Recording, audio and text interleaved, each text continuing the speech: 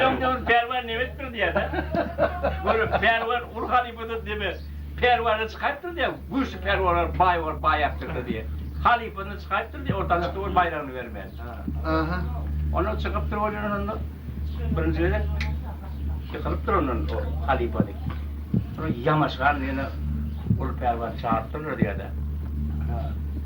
Ona oğlum çıkıptır diye yeni çıkarttır diye bu oğlanın şeyini. Ona sonra... Bolle damarla. Yok, bolle damarla diye çıktı, ona çıkıptır yaptı.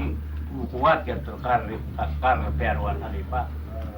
Ona çıkanı bir şey değil, bir şey kukrunu yerine bir oturtattır diye de. Ne hemen bana Halife beni görmedin? Bana karam oluyor diye. Sen bana çıkman karam değil mi deyip durdu. Son erkeğin sen.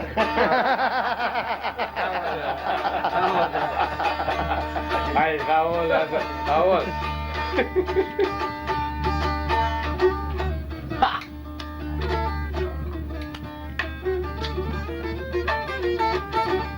Armadına da Murat Karavul'un bir geçerdim de kabul. Kellesi Ya, bir dünyada bol mal isterken olur. Bir soldur, ilkeri yerde kahrolur olsun. Aşıkların sorun ahir zamandır, yardır raklaşıp ağrı aşkı.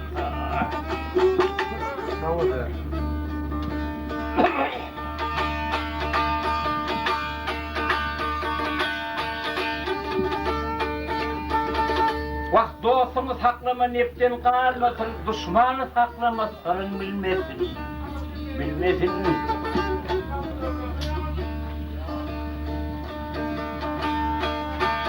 Aşkı alın beni berliğim olmasın, işmiş güldür anlamada duş geldi.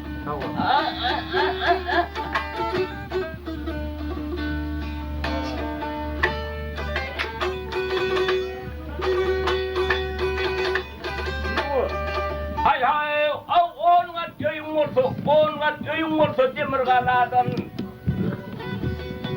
Asıl tapar emir olsa Allah'tan. Hakikat eğer yüz dönürünü beladan Hakkın ırzatı bile başına taş etti. Tamam.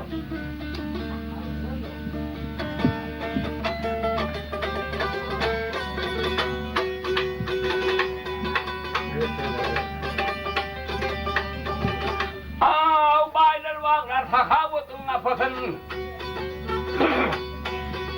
Ya baylar vaklar takavutun kapısın küpündür doğru.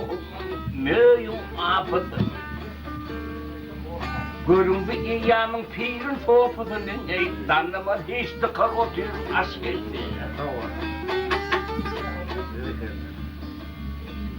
Mahtumulu sözde akıl sapıyınca.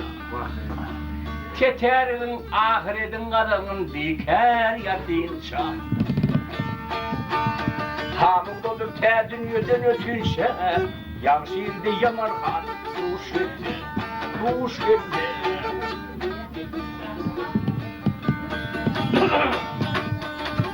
Ay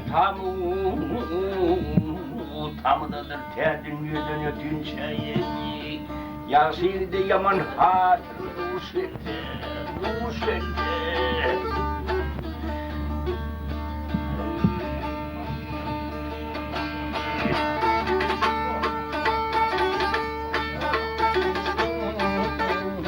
Benim başıma çeli.